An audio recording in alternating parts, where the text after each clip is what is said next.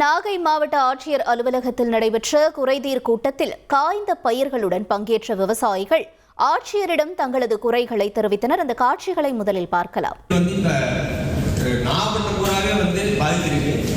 80% பாதிக்கு ஒரு 20% மேலான பகுதிகளில் இருந்த பயிரும் பார்த்தீங்கன்னா இந்த மாதிரி மஞ்சள் தன்மை வந்து பயிரெல்லாம் திருத்து போய் அது ஒன்றுமே புண்ணியலை, இது ஒன்றும் பண்ண முடியாது.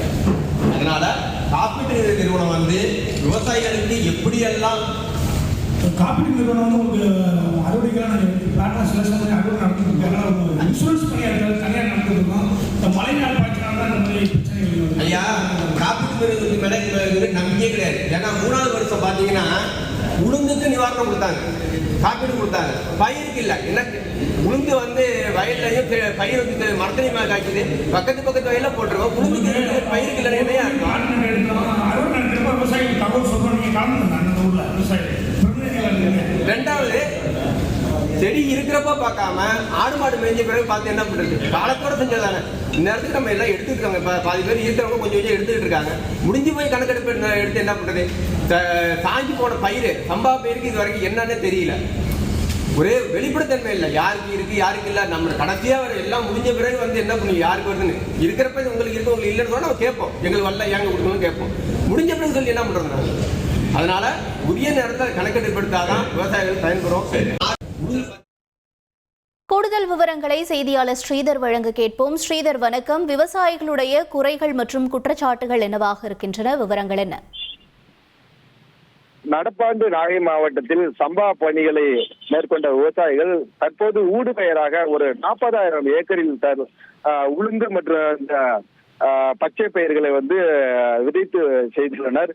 குறிப்பாக நாகை மாவட்டத்தில் உள்ள அதாவது தேவூர், கீழ்வேலூர், பட்டமங்கலம், திட்டச்சேரி, திருமருகல், பாலையூர் உள்ளிட்ட பகுதிகளில் இந்த ஊடுபயிரான உளுந்து மற்றும் பச்சை பயிர் சாகுபடி என்பது தற்போது நடைபெற்று வருகிறது. குறிப்பாக இந்த ஊடுபயிர் பயிர் செய்த விவசாயிகள் வந்து பெரிதும் பாதிப்பை சந்தித்திருக்கிறார்கள். குறிப்பாக என்னன்னா, சமீபத்தில் பெய்த மழையும் மஞ்சள் தேமல் நோயும் வந்து தாக்கியிருக்கு. இதனால பாதிக்கப்பட்ட விவசாயிகள் இன்றைக்கு நாகை மாவட்ட ஆட்சியர் அலுவலகத்தில் நடைபெற்ற குறைதீர் கூட்டத்தில் அந்த பாதிப்புக்கு உள்ளான அந்த பயிர்களை எடுத்து வந்து மாவட்ட ஆட்சியரிடம் குமுறி இருக்கிறார்கள். குறிப்பாக இந்த காய்ந்து கிடக்கும் அந்த பயிர் செடிகளை வந்து காலத்தோடு பார்க்காமல் ஆடு மாடு மேய்ந்த பின்னர் தான் வந்து வேளாண் துறையும் இன்சூரன்ஸ் நிறுவனமும் பார்க்குமா என மாவட்ட ஆட்சியரும் வந்து பாதிக்கப்பட்ட விவசாயிகள் வந்து கேள்வி எழுப்பியிருக்கிறார்கள். குறிப்பாக கணக்கெடுப்பு நடத்தாமல் இன்சூரன்ஸ் நிறுவனங்கள் விவசாயிகளை வந்து அதாவது காப்பீடு இழப்பீடுக்கான அந்த தொகையை வழங்காமல் இழுத்தடிப்பதற்காக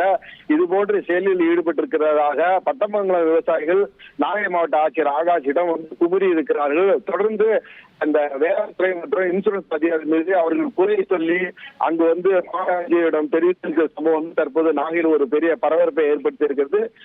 பாதிக்கப்பட்ட பயிர்களுக்கு உடனடியாக நிவாரணம் வழங்க நடவடிக்கை எடுக்க வேண்டும் என மாவட்ட ஆட்சியரிடம் இந்த பாதிக்கப்பட்ட பட்டமங்கலம் உள்ளிட்ட கீழ்வேலூர் விவசாயிகள் கோரிக்கையை முன்வைத்திருக்கிறார்கள்.